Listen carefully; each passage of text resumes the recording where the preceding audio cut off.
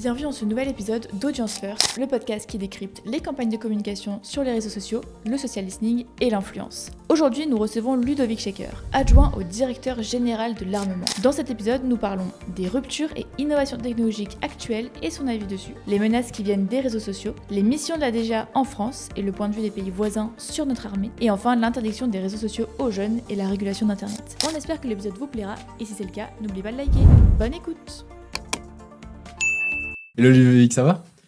À fond. Ouais. J'étais hyper content d'être ici. Pareil. Je pense que c'est mon premier vrai podcast. C'est vrai? Ouais. Bon, il n'y a pas de piège, c'est une conversation entre nous. Mais la première question que j'avais, c'était comment est-ce que tu décrirais ce que c'est que la guerre informationnelle?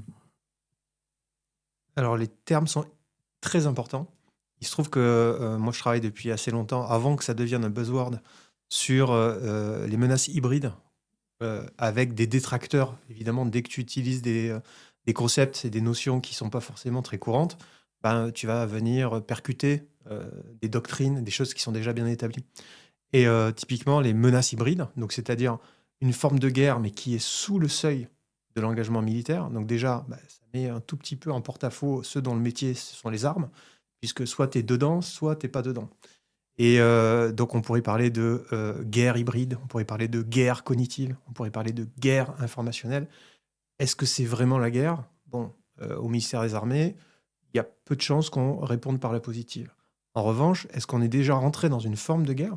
Ça, moi, j'en suis à titre personnel, et je ne m'exprime évidemment qu'à titre personnel ici, j'en suis intimement convaincu. Et cette guerre, elle prend tout un tas de formes. Elle peut être commerciale, ça peut être la guerre du droit, ce qu'on appelle le lawfare, ça peut être en effet une forme de mise sous pression cognitive. Ça peut être en effet des propagandes ou voire jusqu'à des ingérences étrangères, en période électorale ou pas, qui sont devenues monnaie courante. Donc, à titre personnel, moi je considère qu'on est déjà sous une forme de guerre, on va dire informationnelle, en effet, mais pas que. Et je vais prendre peut-être un exemple qui vient de Chine, où donc c'est une notion chinoise qui s'appelle la mort par multiples coupures. Donc, c'est-à-dire que tu peux ne pas être nécessairement en guerre, mais si on commence à te taillader un petit coup au poignet, un petit coup à la jugulaire, un petit coup à l'aine, un petit coup ailleurs, au bout d'un moment, tu te vides de ton sang et tu t'en es même pas rendu compte. Donc, je pense qu'on a basculé dans quelque chose qui est beaucoup moins évident ou clair, tel qu'on a pu le connaître par le passé, et qui explique aussi une des raisons majeures de pourquoi moi j'appartiens au ministère des Armées et non pas au ministère de la Défense. C'est parce qu'aujourd'hui... Ça a changé récemment d'ailleurs dedans. Ça a changé en 2018, il me semble. 2017 ou 2018, tout dépend à quelle temporalité tu te réfères. Mais c'est assez récent, puisqu'on a eu on a eu le ministère de la Guerre, d'ailleurs, on a eu le ministère de la Défense. Un peu partout dans le monde, en fait, on fait référence au MOD, Ministry of Defense. Et nous, on n'a plus de ministère de la Défense, on a un ministère des Armées, parce qu'on considère que la défense, c'est justement l'affaire de tout le monde. C'est un peu aussi l'objet de ma présence aujourd'hui sur ce podcast. Et tu parlais de menaces, d'ingérence, etc. Ça s'accélère tout ça? Tout ça a toujours existé. Les détracteurs dont je parlais tout à l'heure, ils t'expliqueront évidemment l'ingérence, la guerre informationnelle, la désinformation, tout ça a toujours existé, ce qui est parfaitement vrai. En revanche, on vit une période assez peu commune, qui est celle des ruptures technologiques, qui est un peu le sujet qui me préoccupe au premier plan à la Direction générale de l'armement, et des ruptures technologiques qui viennent d'innovations technologiques qui, pour la première fois depuis des décennies, en fait, sont essentiellement issues du monde civil. Donc, prenons l'espace, par exemple. L'espace a toujours été une chasse gardée, précarée, et tu avais des satellites plus ou moins espions, tout le monde maîtrisait son truc, l'espace était démilitarisé, et c'était un domaine souverain. Aujourd'hui, force est de constater que sur l'ensemble des orbites, tu as essentiellement maintenant des acteurs privés et commerciaux. Et donc, ces acteurs privés et commerciaux, aujourd'hui, on en a quand même aussi une belle illustration en Ukraine, ils jouent un rôle majeur. Que ce soit évidemment Starlink, qui vient se connecter à une autre start-up qui a bien fonctionné, Palantir, tu obtiens une transparence du champ de bataille et des effets qui n'existaient pas avant, alors que la guerre qui se déroule devant nos yeux, c'est la Première Guerre mondiale, hein, c'est une guerre presque de tranchées, de fantassins, mais c'est aussi une guerre de mobilité et de transparence totale d'un champ de bataille qui rebat totalement les cartes. Je suis pas sûr d'avoir répondu à la question. Non, mais non, c'était ma réponse.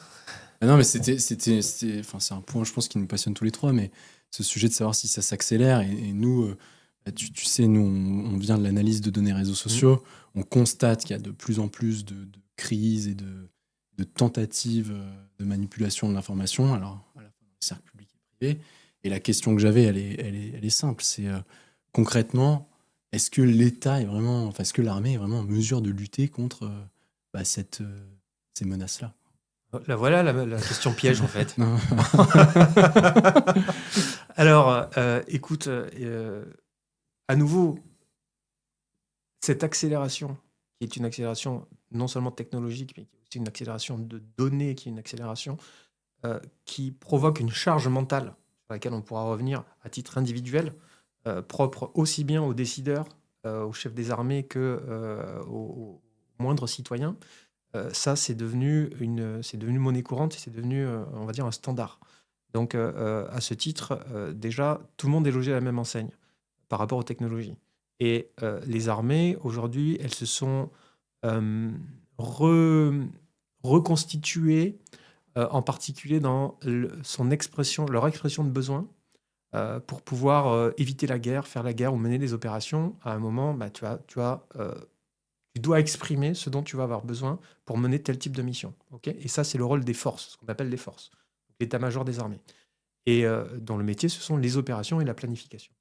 À la Direction générale de l'armement, notre métier et notre mission, c'est de répondre à cette expression de besoin et donc d'amener l'équipement qui répond le mieux aux forces afin qu'elles puissent effectuer leur mission le plus efficacement possible. Une nouvelle mission aussi, avec l'anticipation stratégique, justement, consiste à co-construire avec eux cette expression de besoin pour identifier ce qu'ils n'ont pas encore identifié, dont ils auront besoin demain. Quand je dis demain, c'est peut-être dans l'après-midi, hein, quand on voit le rythme effréné auquel les modes opératoires et les technologies se développent sur le théâtre laboratoire ukrainien, en effet, on a été obligé d'accélérer. Et donc, tout le monde s'est quand même mis dans un mode d'effort de défense, pour pas dire d'économie de guerre, qui, moi, aujourd'hui, me paraît juste, important. Est-ce qu'on aurait pu commencer plus tôt? Oui. Tu connais cette fable, quel est le meilleur moment pour planter un arbre? Je fais un petit peu de... Ça, c'est toi qui connais. Je sais pas. Après, avec des obus et retourner la terre? Non, pas du tout. Hier, C'était pas mal. C'était il y a 20 ans. Ouais. Quel est le deuxième moment, meilleur moment pour planter un arbre? C'est aujourd'hui.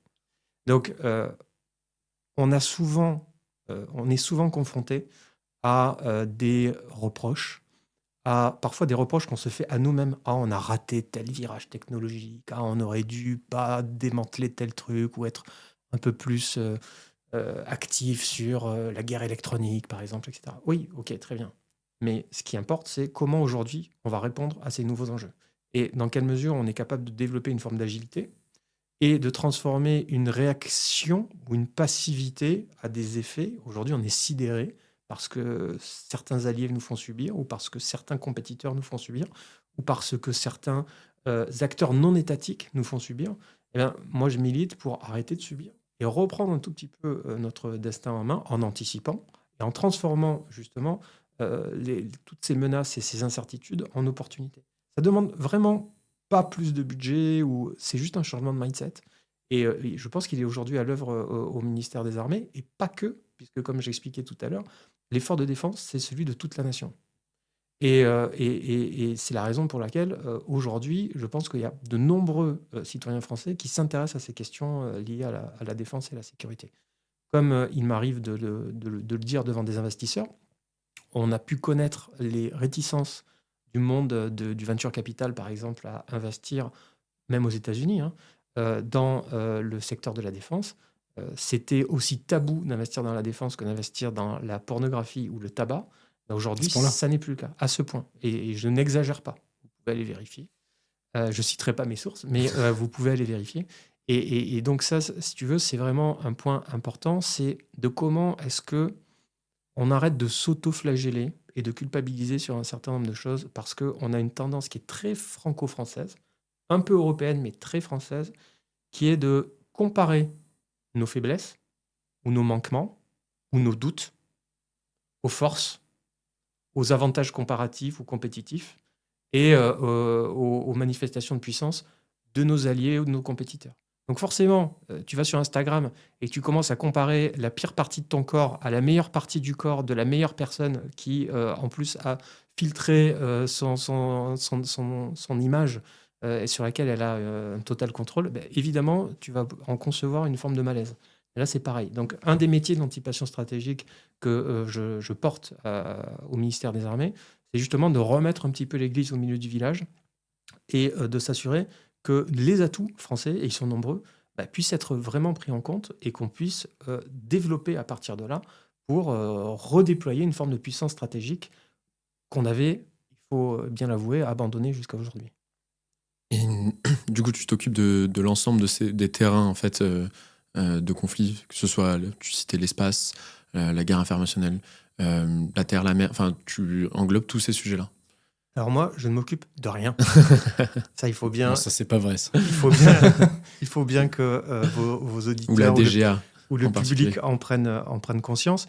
La DGA, je ne l'ai pas dit tout à l'heure, c'est un milieu vraiment très à part, tellement à part que quand on voyage, et on fait quand même un certain nombre de missions à l'étranger, avec des coopérations et avec un certain nombre de choses, on n'a toujours pas trouvé la façon correcte de traduire direction générale de l'armement. Alors, spontanément, tous parlent de procurement, de choses de ce genre, mais en fait, le métier de la DGA, c'est pas forcément de fournir des rangers. C'est ce que le procurement des autres pays, c'est son type de mission. En fait, la DGA, elle est assise sur une volonté dont le père fondateur n'est rien moins que le général de Gaulle, qui a voulu, en effet, avoir donc cette dissuasion nucléaire française autonome et souveraine. C'est la raison pour laquelle donc, la DGA est très étroitement associée à la dissuasion nucléaire, et non pas qu'à la dissuasion nucléaire, parce que là on pourrait parler de la bombe atomique évidemment, puisque j'imagine c'est ce qui va résonner dans l'esprit des auditeurs, mais qui dit dissuasion nucléaire dit infrastructure, dit vecteur. Comment est-ce que cette charge nucléaire elle est transportée, dissimulée et opérée. Donc en France, c'est via des sous-marins nucléaires lanceurs d'engins ou via une c'est quoi le terme exact, la version aéroportée.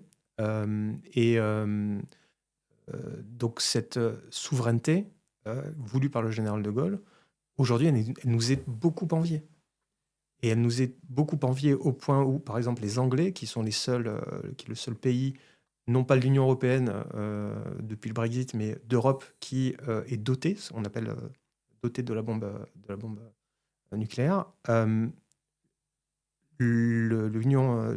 Les Anglais ont développé très récemment un modèle totalement retranscrit sur celui de la DGA. C'est-à-dire qu'ils ont créé une DGA anglaise qui est le modèle même de ce que nous avons fait en France.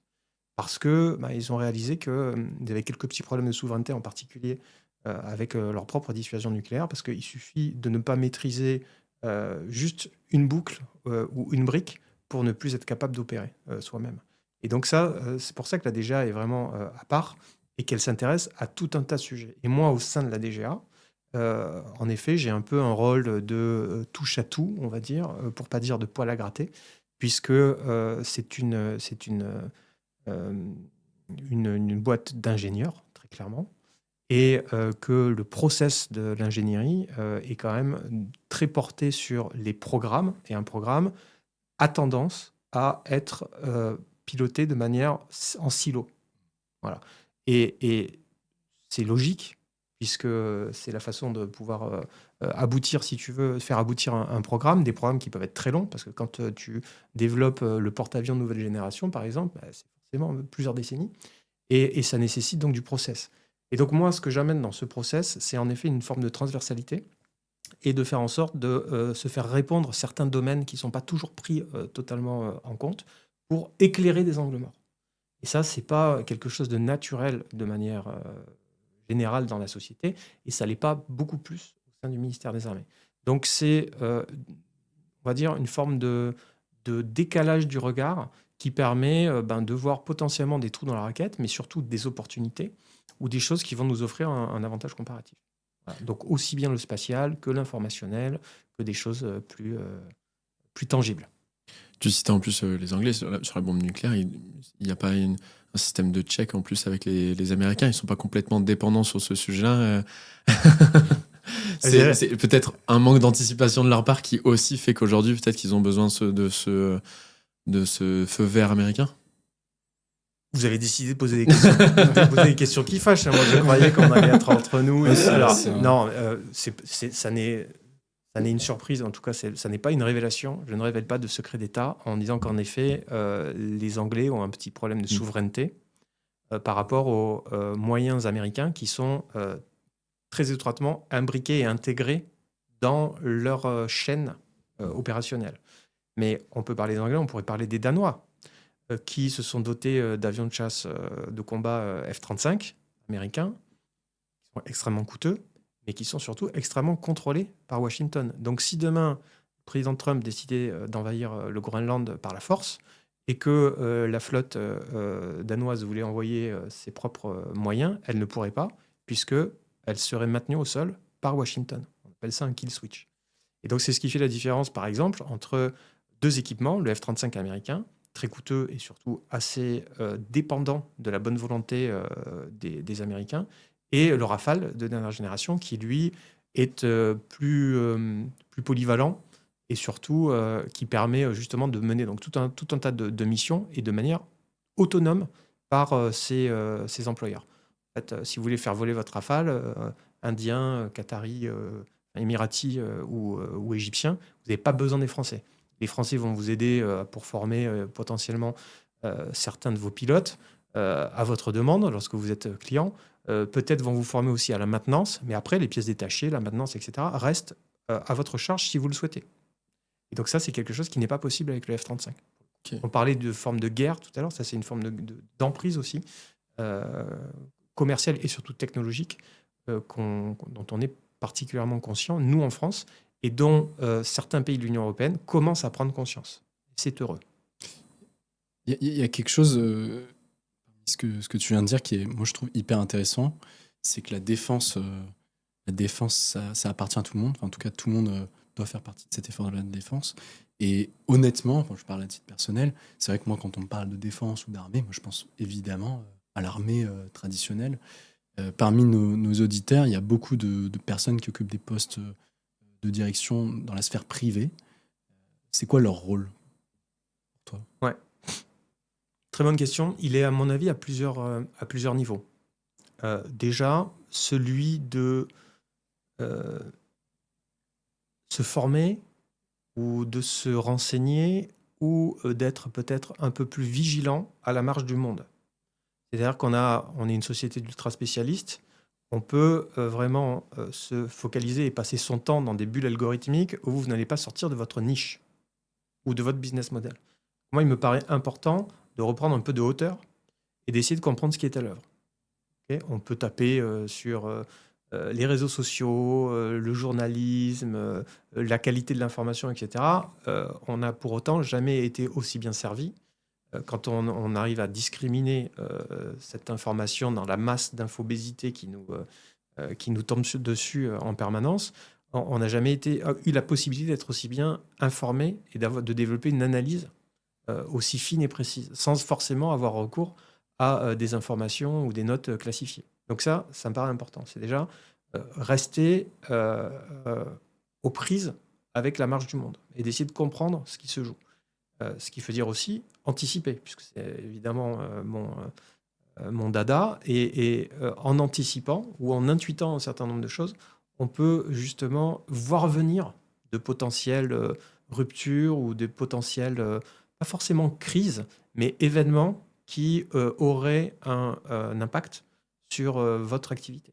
Donc ça, c'est la première chose. La deuxième chose, c'est ce qu'on appelle le lien armée-nation, et c'est l'engagement à titre individuel. Vous avez de plus en plus de Français et de jeunes Français. Je sais que dans la tendance habituelle de se plaindre du français, de dire que tout va mal, Récemment, on m'a pris à partie en disant mais aujourd'hui, personne en France n'accepterait d'aller faire la guerre et de mourir. C'est pas la question. En tout cas, moi, en termes de force morale, je réalise aujourd'hui qu'on est beaucoup plus aligné ou antifragile qu'on ne l'était il y a 5 ou 10 ans.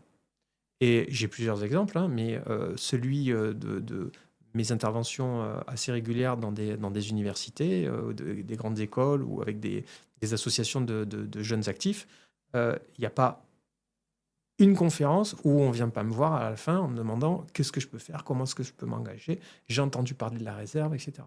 Donc, développer, par exemple, ou en tout cas, développer une bienveillance vis-à-vis des activités de réserve des collaborateurs d'une entreprise, voire même l'inciter ou proposer une forme de facilitation, ça me paraît être un deuxième point assez intéressant. Deuxième exemple que je peux vous donner, c'est que lorsque j'étais à l'Élysée, je m'étais beaucoup intéressé au modèle scandinave, suédois en particulier, de défense totale. Et en creusant un peu, j'avais mis la main sur un livret qui était envoyé d'une dizaine de pages, qui était envoyé à tous les foyers en Suède. Et ce livret, c'était que faire, quelle conduite à tenir pendant 72 heures si plus rien ne fonctionne. S'il n'y a plus d'État, s'il n'y a plus de pompiers, s'il n'y a plus d'ATM qui fonctionnent, plus d'ambulance, plus de police, plus d'eau au robinet, plus d'électricité, qu'est-ce que tu fais ? Moi, typiquement, j'en ai aucune idée. Eh bien, ça marche pour les patrons et les CEO qui nous écoutent, mais ça marche aussi à titre individuel parce que quand on est patron ou quand on est employé ou quand on est réserviste, on n'en reste pas moins citoyen ou père de famille ou autre.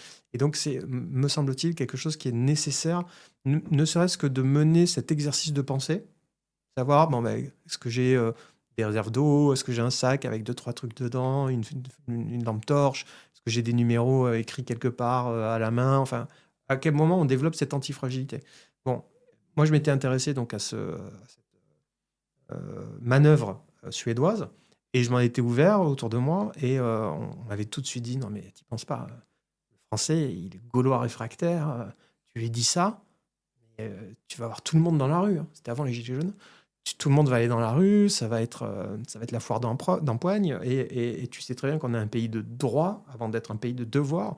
Et si tu commences à donner le sentiment que l'État se retire de ses missions les plus régaliennes, à savoir la sécurité, ça va créer un gros pataquès. J'en avais convenu à l'époque, et on avait malgré tout développé un petit peu cette affaire. Et force est de constater une fois de plus que les temps ont changé, puisque 6 ou 7 ans après, le SGDSN, qui est donc l'organe interministériel en charge de la défense et de la sécurité, a publié à la fin de l'année, 2025, en décembre, un guide, justement, dans le cadre de la stratégie de résilience du pays, un guide qui est accessible à tout un chacun et où tu vas trouver toutes ces informations et qui est par ailleurs très bien fait.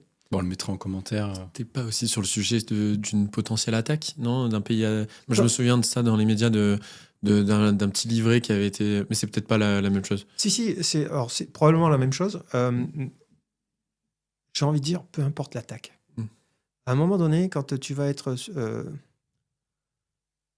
subir une surprise stratégique, que ce soit un virus, que ce soit une IA qui est devenue dingue, ou que ce soit le Liechtenstein, et j'ai rien contre ce petit pays qui décide de nous envahir, parce qu'ils ont une clé stratégique, ou que ce soit les petits hommes verts, à la limite, peu importe. Parce que quand tu dois te débrouiller pendant 72 heures, tu auras fait ce travail au préalable.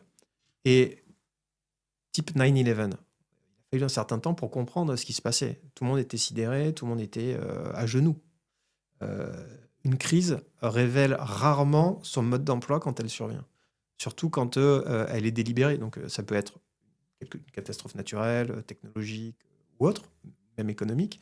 Mais si c'est une attaque en bonne et due forme, souvent, tu as des précurseurs que tu ne vois pas forcément venir et tu as un effet de sidération aussi pour une deuxième vague qui n'est pas forcément évidente non plus. Donc, à la limite, peu importe de quel type de crise on parle, mais se préparer à des crises, à titre personnel comme professionnel ou collectif, ça me paraît de bonne aloi. Et non pas pour faire peur, non pas pour développer une tendance. Par exemple, aux États-Unis, il y a la tendance survivaliste qui est assez colorée politiquement, d'extrême droite, qui est assez colorée philosophiquement, puisque le concept, c'est on va se faire envahir par des zombies. On a notre bunker dans lequel on a amassé suffisamment de nourriture, de munitions, parce qu'évidemment, il faut qu'on soit armé pour se défendre vis-à-vis de nos voisins qui vont vouloir nous piquer nos rations. Donc, c'est un peu ça l'état d'esprit. Donc, c'est un état d'esprit de peur, c'est un état d'esprit, en effet, d'attente de la crise, qui est pas du tout la bonne approche. Ce qu'on explique dans les livrets dont je parle, c'est comment est-ce que toi, tu deviens une personne ressource pour ton foyer, pour tes voisins, pour ta petite communauté, tu vois, et comment est-ce que tu apportes ta pierre à l'édifice. Et je pense que là encore, on est dans la notion de défense qu'on évoquait depuis le début de cette émission. Tu penses aujourd'hui que les décideurs l'ont bien compris? Moi, je sais que tu es actif sur le sujet de formation, de coaching, etc. Qu'est-ce qui manque aujourd'hui à tous ces décideurs qui nous regardent pour prendre conscience de cet état de fait? À nouveau, moi, le décideur ou l'étudiant en passe d'être diplômé, c'est un peu la même chose parce que, comme on l'expliquait précédemment, par exemple sur la surcharge informationnelle, on se rend compte aujourd'hui que les plus poreux à de la propagande, ou de la désinformation ou au complotisme, c'est plutôt des gens qui ont plus de 50 ou 60 ans et qui crédibilisaient l'information parce qu'elle était écrite sur le journal et qui aujourd'hui considèrent qu'elle est tout aussi crédible parce qu'elle est diffusée quelque part. Bon, et avec malheureusement plus aucun filtre. Les nouvelles générations sont beaucoup mieux préparées pour ces questions. Donc, je ne considère pas que ça soit forcément un critère d'âge ou de responsabilité. C'est-à-dire que la responsabilité, elle doit être individuelle, de se dire qu'est-ce que je peux faire moi pour développer des compétences qui peuvent être techniques, mais comment est-ce que je peux faire moi surtout pour arrêter d'avoir peur. Sur quoi j'ai la main, moi, par rapport à la dissuasion nucléaire, moi, jeune étudiant, par rapport aux matières premières critiques, par rapport à l'IA générale. Non, en fait, on a assez peu de leviers. Donc, se reconcentrer sur les leviers qui nous appartiennent, à titre individuel. On parlait de formation tout à l'heure, ou en tout cas de s'informer aussi, de se former, et de faire peut-être quelques exercices de pensée aussi, ou décider d'être plus, prendre plus soin de son corps, prendre plus soin de son esprit et d'arrêter d'alimenter, typiquement avec les films de zombies ou ce type de joyeuseté juste avant de s'endormir et qui vous assure forcément des nuits agitées. Donc, je pense que c'est une écologie personnelle. Ça peut être une écologie du décideur, mais c'est une écologie personnelle qui doit se développer. Et là, on sort évidemment j'enlève ma casquette du ministère des Armées, hein. Mais je pense que ça aide à la décision personnelle, ça aide à la décision, si jamais fait partie de votre métier, à mieux communiquer aussi, à être un meilleur patron, à être un meilleur mari, à être un meilleur tout ce que vous voulez. Donc, à mon avis, c'est une forme de... C'est pas la responsabilisation, c'est pas voilà quels sont vos devoirs. Je pense que chacun mérite de développer la meilleure version de lui-même. En cas de crise, ce que personne n'appelle de ses voeux, comme en cas de non-crise. Et on ne peut que mieux s'en porter. C'est ça plutôt mon message. Peut-être ça rejoint un peu alors les deux casquettes. Comment on réagit quand on est un professionnel de l'anticipation ou qu'on met tous ces process-là en place, même à titre personnel, pour anticiper, être la meilleure manière de soi-même, mais qui arrive, comme tu disais, une innovation, une rupture technologique qui était pour le coup imprévue, qui, comme tu l'as dit au début en introduction, vient régulièrement du secteur privé. Alors on peut citer les plus connus comme l'IA, etc., mais qui a peut-être été anticipé. Mais est-ce que quand on voit apparaître ces ruptures technologiques qui rabattent toutes les cartes, comment ça se passe? Est-ce qu'il faut tout changer? Est-ce qu'il faut garder le même mindset? Est-ce qu'il faut changer les plans qu'on avait prévu pour 15 ans, est-ce qu'on change? J'ai des sujets qui me viennent en tête comme ça, mais par exemple, on a eu beaucoup de débats sur le porte-avions, parce que ça se prévoit 50 ans avant, je sais pas quel est le chiffre exactement, mais bien en avance, mais en même temps, le temps d'aboutir à ce projet, en fait, il y a déjà des ruptures technologiques qui arrivent et on se retrouve avec un porte-avions qui est pas forcément à la pointe de la technologie. Alors, comment on fait pour s'adapter face à toutes ces ruptures? faut arrêter d'être victime des cycles. Les cycles se sont accélérés au point où c'est même plus un cycle qui en chasse un autre. C'est-à-dire qu'il y a des cycles qui se tuilent, il y a des cycles qui sont parallèles et qui, ça fait partie de la surcharge mentale dont je parlais tout à l'heure, qui vous empêche d'être bon ou de faire ce qui doit l'être dans tous les champs. Donc, je pense qu'il faut être en capacité de discriminer, déjà, de savoir qu'est-ce qu'on veut. Les matériels sur lesquels on travaille, en particulier sur un très long horizon, c'est plus véritablement un matériel, définitif. C'est-à-dire que ce sur quoi on travaille maintenant, c'est plutôt des modules ou des systèmes qui vont eux-mêmes être en capacité d'emporter de nouveaux systèmes modulables. Donc, l'idée, c'est de se mettre en capacité de pouvoir, en effet, faire face à des choses qui sont inconnues. Et là, c'est pour ça que ta question, elle est très intéressante. Je pense qu'on ne peut pas se préparer à tous les cas de figure. On peut établir tous les scénarios qu'on veut. En revanche, tant qu'on n'a pas travaillé sur soi, et on y revient, sur son mindset, et qu'on n'a pas compris qu'on avait basculé d'un champ de risque qui était probabilisable, où on pouvait considérer que face à un autre porte-avions, il y aura un autre porte-avions, ou qu'un vecteur aérien, mais il faut un vecteur aérien pour le neutraliser, et que bon, on est entre nous, c'est kaki, c'est militaire, etc. Bon, en effet, il commence à y avoir des trucs dans le civil. En fait, l'innovation dans le civil, souvent, on la surévalue au moment où elle apparaît. On est un peu déçu et on sous-évalue, sous-valorise son évolution dans le temps. Il y a tout un tas d'innovations qui ont beaucoup déçu, mais qui se sont transformées en d'autres types d'usages. Comme quoi, par exemple, d'ailleurs? Le post-it. Ouais. J'y attendais pas. Ouais. C'est normal. Ouais. Le post-it, le mec travaillait sur une colle permanente et où tu ne pouvais plus décoller le truc. Bon, je pense qu'il s'est vautré, mais il a généré un business colossal derrière en pivotant avec son invention. Donc, c'est le principe de l'invention et de l'innovation, tu vois, innovation d'usage. Et tu as tout un tas de briques technologiques qui ne sont pas forcément des ruptures, mais qui existent aujourd'hui. Et moi, une partie de mon activité, c'est d'essayer de comprendre à quoi elle va pouvoir servir demain si jamais tu la plugues avec telle autre brique ou que tu penses à un mode opératoire un peu différent pour obtenir tel résultat. Donc, c'est ça, ce changement de mindset, moi, qui me paraît vraiment très important. Et à partir du moment où tu acceptes que tu as basculé dans l'inconnu et que tous les outils que tu utilisais avant, en fait, ne fonctionnent plus, on met un petit coup de barre à droite, ça marche pas, ça marche toujours pas, à gauche, on essaie de naviguer à vue dans l'incertitude. Moi, je suis convaincu qu'il faut plonger dans l'incertitude. Et il faut l'accepter, il faut en faire un paramètre permanent. Et donc, ça demande quand même une forme de courage, ou en tout cas de sortir de sa zone de confort, pour se dire, bon, plus rien ne marche, comment j'arrête de subir, et comment est-ce que maintenant, moi, je me mets en situation de, comme les autres, être capable de tirer mon épingle du jeu et de générer des opportunités. Et donc, c'est vraiment cet état d'esprit un peu décalé, un peu différent, qui, à mon avis, doit répondre à ta question.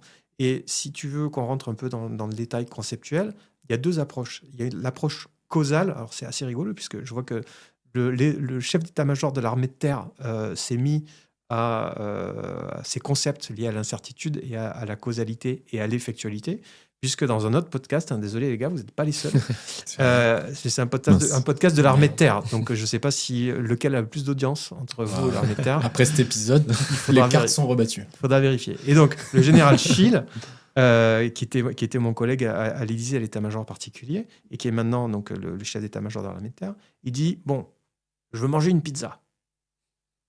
Donc, je fais quoi? J'ouvre mon frigo, je cherche la farine qui va bien, la sauce tomate, les olives, le truc.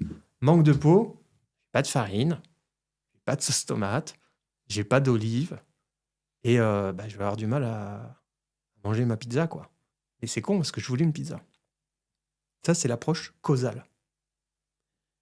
Nous, ce qu'on porte, ce que je porte à titre personnel, et dont on va dire la réponse très concrète, c'est l'antifragilité. C'est une approche effectuelle. Donc, tu ouvres ton frigo et tu ne regardes pas ce que tu n'as pas pour faire une recette que tu avais en tête. Tu regardes ce que tu as et tu testes tout un tas de choses. Tu explores avec tous les ingrédients pour voir ce que tu peux composer. Alors évidemment, les 2 premiers tests risquent de donner des trucs infâmes et immangeables, mais peut-être que tu vas aboutir à quelque chose qui sera équilibré, comestible et pourquoi pas bon, bon, à la fin de ta manip. Et ça, c'est l'approche effectuelle. Et je pense que c'est la bonne approche dans l'inconnu qui, en fait, met tout le monde sur le même pied d'égalité. Et ça, c'est sur des sujets, donc tu faisais des références plus sur la partie professionnelle, mais sur la partie très individuelle, tu vois, l'apparition de ruptures technologiques, tout le monde aujourd'hui a des smartphones, ça impacte aussi nos vies personnelles. Pour autant, je pense pas qu'à un titre individuel, beaucoup de gens, enfin moi personnellement, je fais pas beaucoup d'anticipation sur ma vie perso. Toi, ce sont des choses que tu recommanderais, par exemple? Ouais, alors l'anticipation, c'est un grand mot, mais de se préparer à ne pas subir des équipements ou des outils. Enfin, je ne sais pas si vous réalisez quand même, tu parles du téléphone portable, c'est un des seuls équipements qui est vendu sans mode d'emploi. J'avais pas remarqué. Sans mode d'emploi. Donc le truc est tellement intuitif et en fait, c'est tellement toi le produit à la fin que ça va devenir une extension et ça l'est devenu à mon grand désarroi. Il n'y a pas dans la rue, tout le monde a la tête rivée dans son portable. Je ne sais pas si vous avez fait la dernière mise à jour de votre iPhone, parce que forcément des iPhones. Je rappelle qu'on est dans le 11e arrondissement. Donc, Ah non, perdu. Non, moi, j'ai pas d'iPhone. Pareil. Bon, ok. Dommage. Là c'est, on parlait de probabilité tout à l'heure. Sauf que Normalement, regarde. c'était bon. Mais... Sauf que regarde, antifragilité. Du coup, je vais vous apprendre quelque chose. Allez. Donc, la dernière, j'ai oublié, je ne peux pas vous dire si c'est la 28.16 mise à jour de l'iPhone aujourd'hui, vous impose un truc, on ne vous a absolument pas demandé votre avis, hein. Ça s'appelle Liquid Glass. Et donc, une fois que vous avez fait pour des raisons de sécurité, on encourage tout le monde à faire les mises à jour, évidemment, pour patcher les vulnérabilités, etc. Et donc, vous avez votre téléphone là, dont toute l'interface a changé, elle est devenue transparente. C'est-à-dire que tu vois les applications à travers les applications, tu vois ton fond d'écran, et en fait, qu'est-ce qu'il est en train de faire Apple? Bientôt, on verra notre main à travers. Il est en train de préparer un nouvel équipement qui va être de plus en plus liquide, justement, c'est leur terme, hein. De moins en moins, justement, ce sera essentiellement le soft et moins le hardware qui sera important. Et jusqu'où va aller ces usages auxquels on te prépare aujourd'hui, parce que ton iPhone, et même le tien, il est tout sauf transparent, hein, mais on te prépare déjà cognitivement à un usage pour dans 2, 3, 5 ans qui aura totalement évolué. Qui réfléchit à ça? Qui pense à ces choses-là? Qui se pose la question de qu'est-ce qui est à l'œuvre d'un point de vue justement sciences comportementales, cognitif, qu'est-ce qu'on essaie de me vendre, en quoi je peux développer moi une écologie justement personnelle autour de laquelle le téléphone sera l'outil que j'ai décidé qu'il soit et où je ne serai pas juste du temps de cerveau disponible ou une statistique dans l'économie de l'attention. Donc ça demande aussi, c'est pas de l'anticipation, c'est une forme de sobriété. C'est une forme de recul par rapport à ces usages. Donc certaines personnes font des jeûnes, par exemple, alimentaires, pour des bénéfices physiologiques. Moi, je pense qu'on peut faire un jeûne numérique et se couper de son téléphone déjà lors des repas ou une demi-journée, une journée, pourquoi pas une semaine, si on en est capable, pour voir à quel point, déjà réaliser à quel point on est devenu dépendant et à quel point on a pu développer une addiction. Et donc ça, c'est vrai pour Netflix, c'est vrai pour le téléphone, c'est vrai pour tout un tas d'usages. Et donc revenir à l'essentiel et se poser les vraies questions de qu'est-ce que je veux ? Est-ce que je veux vraiment scroller pendant 1h30 alors que je m'étais donné 10 minutes sur Insta ? Est-ce que je veux passer ma vie sur LinkedIn en ne sachant pas véritablement ce que je cherche, ni ce que je regarde, et accepter ou à demander des gens dans mon réseau ? Est-ce que je veux passer plus de temps sur mon interface Netflix à regarder toutes les nouveautés et à essayer de choisir ce que je vais regarder? Je passe plus de temps à choisir qu'à regarder, et forcément le dernier truc, puisque le dernier truc est toujours le meilleur. C'est en tout cas ce qu'on vous pousse. Ce besoin permanent de nouveauté, c'est aussi quelque chose qui est à l'œuvre, dont la technologie est juste un portage, on va dire, Et nous, on est les victimes consentantes. Donc, ce pourquoi moi je milite, c'est justement ce pas de retrait, ce regard décalé, ce recul. Ça nécessite une forme d'anticipation aussi, pour pas non plus se mettre en danger. Hein.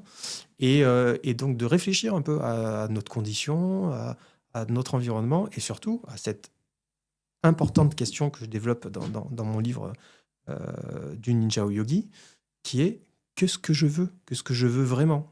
Qu'est-ce que je veux pour moi, pour ma santé, pour ma famille? Qu'est-ce que je veux dans mon travail? C'est quoi, où je me vois dans 5 ans? C'est quoi mes ambitions? Plutôt que de se laisser porter par une vague qui, en fait, décide de tout pour toi. Et ça va être de plus en plus facile. Moi, ce que j'intuite, c'est que ça va être de plus en plus facile de se laisser porter. Et après, on se réveillera. On aura 50, 75, 80, 120 ans peut-être, hein, grâce à nos amis des tech bros. Et on dira, mais qu'est-ce qui s'est passé, en fait? C'est la phrase d'Ambrut. Il pensait s'asseoir, je sais plus la phrase exactement, il pensait s'asseoir 5 minutes, il s'est assis 25 ans. Dans Bref, là. Ouais, dans Bref. Bref, Ouais. Et c'est sur la question, t'en as parlé rapidement, mais sur la question des réseaux sociaux, tout le débat d'actualité autour de l'interdiction, par exemple, des jeunes, tu trouves ça... qu'est-ce que t'en penses? Et est-ce que c'est réaliste? C'est possible, ça? Vraiment, interdire les réseaux sociaux? Alors, moi, je n'ai pas forcément envie de prendre des positions politiques, mais je peux donner mon avis en tant que citoyen plus ou moins éclairé, on va dire. Il paraît que la régulation, c'est un peu la spécialité européenne. Je pense qu'on est pas mal en France aussi. Je pense qu'on est pas mal sur le détournement aussi des règles. Et que se dire que... Enfin, typiquement, là, tu vois, tu es dans une approche de l'ancien monde, si tu décides d'interdire quelque chose qui est en fait... qui va poser un cas de conscience à l'usager final, qui n'est pas forcément d'ailleurs l'enfant ou l'ado, qui est probablement plus les parents, l'école, l'environnement. Enfin, si tu n'as pas Pronote et l'accès à ton truc, et aujourd'hui les devoirs sont envoyés en temps réel et l'absence des profs, etc. etc. Bon, je milite pas pour une solution comme pour une autre, mais je pense que le sujet est complexe et c'est pas forcément à l'État ou à la puissance publique de réguler l'usage. Sinon, demain, pourquoi pas interdire le coca? Tu vois, pour les moins de 15 ans, et pourquoi pas pour les plus de 15 ans aussi. Ce serait pas mal, mais bon. Ce serait pas mal, mais on a ce débat avec le cannabis, on a ce débat avec le tabagisme, avec tout un... Ouais, c'est des débats de société. Ouais. C'est des débats de société. Moi, ce sur quoi je peux revenir, c'est toujours cette écologie personnelle. À partir du moment où toi-même, tu es au clair avec ce que tu veux pour toi, pour tes enfants, pour ta famille, tu sais le communiquer et que tu as une approche pédagogique bienveillante et ouverte, je pense que le téléphone peut avoir sa place. Avec la même... D'ailleurs, si les parents, et ça arrive, passent leur nez rivé sur leur écran à table, est-ce qu'il y a encore d'ailleurs des gens qui mangent ensemble? Parce qu'apparemment, aux États-Unis, chacun vit... Il y a 2 fois plus d'écrans qu'il n'y a de personnes dans un foyer. Tout ça fragmente, en fait, il n'y a plus de vivre ensemble. Est-ce que les parents donnent déjà le bon exemple avant de dire on va interdire Est-ce que c'est pas plutôt aux parents qu'il faudrait éveiller les consciences et les usages et peut-être reprendre une forme de contrôle de soi, hein, avant de s'en prendre aux enfants qui sont des victimes, hein, elles aussi. On pourrait parler de TikTok et de tout un tas d'autres de jeux en ligne, aux vidéos et autres qui peuvent avoir des effets délétères, mais comme tout. Si tu bois 5 litres d'eau, là, l'eau, c'est très bon pour ta santé. Si tu bois 5 litres d'eau, tu vas mourir. Peut-être que l'État devrait réguler ta consommation d'eau. Le débit. Le débit, ouais. Le débit. Non, c'est hyper intéressant. Et Ludovic, en off, on a très rapidement évoqué le sujet, mais sur cette même table dans le podcast, on a accueilli plusieurs personnes qui ont participé activement à l'organisation des Jeux Olympiques. Toi, tu as pris part en termes d'analyse, d'anticipation? Comment ça s'est passé? Alors, en effet, j'ai été saisi pour bosser sur les Jeux Olympiques de Paris de manière un peu spécifique. C'est-à-dire que moi, j'ai justement une singularité, c'est que je ne travaille pas sur commande parce que l'anticipation nécessite justement un regard décalé ou un pas de côté qu'un chef qui est aspiré par les contingences, les crises ou la gestion du quotidien n'est pas en capacité de faire lui-même. Donc, moi, je suis beaucoup plus sur du push que sur du pull, tu vois. Et sur les JO, il se trouve que c'est une des seules fois où on nous a commandé quelque chose. Et on nous a commandé quelque chose en particulier sur les vulnérabilités cyber des JO. Il se trouve que je suis non seulement ni ingénieur ni spécialiste du cyber, et que on s'est pointé auprès de justement de l'organisme de gouvernance du cyber au sein de l'État. C'est quoi? C'est l'ANSSI? Non, rien à voir. Alors l'ANSSI en fait partie, et c'est, je crois, le secrétaire général de, on va dire, d'une structure qui s'appelle le C4, et qui est dédiée en effet aux questions cyber, où se retrouvent évidemment tous les acteurs du cyber étatique auxquels vous pouvez penser. Et donc, moi, je me suis pointé dans cette affaire à 6 mois de l'impact. Autant te dire que t'es pas forcément accueilli avec des jets de fleurs, tu vois. Et Parce que c'est trop tard en termes de. c'est extrêmement tard, Ouais. et j'ai extrêmement aucune légitimité. À ceci près que en 6 mois, en moins de 6 mois, non seulement on a pu extrêmement bien bosser avec les agents en charge initialement, qui avaient déjà beaucoup travaillé sur ces questions, mais on a permis, donc c'est eux qui ont fait tout le travail, hein, moi j'y suis pour pas grand-chose, on leur a permis justement d'avoir ce regard décalé sur leur propre conception du cyber, qui peut parfois être très technocentré. C'est-à-dire que ça c'est cyber, mais ça c'est plus cyber dans mon esprit d'expert cyber. Oui, mais si ça tombe là, qu'est-ce qui se passe? C'est peut-être à l'autre de le prendre. Oui, mais c'est qui l'autre? Et en fait, en élargissant comme ça les cercles concentriques, on a mis en exergue des scénarios potentiels qui nous ont permis de réfléchir différemment et de prendre des mesures. Donc, alors que personne ne pensait que c'était possible, on a pris des mesures de remédiation juste avant les JO. Je ne vais pas te dire que c'était extrêmement dimensionnant et qu'on a tout couvert. Et ce serait un peu fort de café que de me jeter justement moi-même des fleurs, alors que j'ai fait assez peu de travail sur les JO. Mais il y a quelque chose qui m'a beaucoup marqué. C'est-à-dire que on a tous vécu, je pense, la même expérience, qui était quand même, surtout dans cet horizon d'incertitude, de négativité, de menaces, etc. C'était une espèce de parenthèse un peu enchantée. En tout cas, c'est comme ça que je l'ai vécu. Ça a été décrit comme ça par les principaux commentateurs. Mais ça, c'est hyper important. Parce que des attaques cyber, il y en a toujours eu, et par millions. Et les JO ont été pris pour cible, comme on aurait pu s'y attendre, de manière extrêmement virulente. À ceci près que ça n'a pas eu d'impact. Et moi, je pense à titre personnel qu'on aurait pu se faire attaquer 10 fois plus, 100 fois plus. La France, les acteurs, l'écosystème étaient tellement en mode projet, on était tellement focalisé sur cet aspect positif du projet, à le vivre, à l'avoir préparé et surtout à vouloir faire en sorte que ça se passe bien, qu'on aurait pu prendre une charge d'attaque beaucoup plus considérable, ça n'aurait pas fait la différence. Et c'est là où je veux en venir. C'est-à-dire que quand on regarde tous dans la même direction et qu'on a un projet et des résultats en ligne de mire, on est imbattable en fait. On est inattaquable. Et donc moi je pense que pendant les JO, on a développé, sous certains aspects, on était inattaquable. Et donc ma question c'est comment, aujourd'hui, demain, exactement, on est capable de remobiliser cet état d'esprit, cette dynamique qui coûte pas beaucoup plus cher individuellement, ou même à l'appareil de l'État ou aux contributeurs du monde économique. Comment est-ce qu'on remet cet état d'esprit au cœur de la société? Comment est-ce qu'on accepte à nouveau de développer quelque chose pour et pas contre? Donc ça, c'est une leçon que je retiens en tout cas de mon modeste et court passage sur les Jeux Olympiques de Paris. Ouais, c'est hyper intéressant. J'espère que ça se reproduira pour les Jeux d'hiver. Ouais, bien sûr. Qui sait? Pas de raison. Et on arrive au terme de l'entretien. Déjà, merci beaucoup. Et on a une dernière question. C'est plutôt une carte blanche. Là, les gens qui nous regardent encore ont apprécié cet échange vu qu'ils continuent de regarder la vidéo.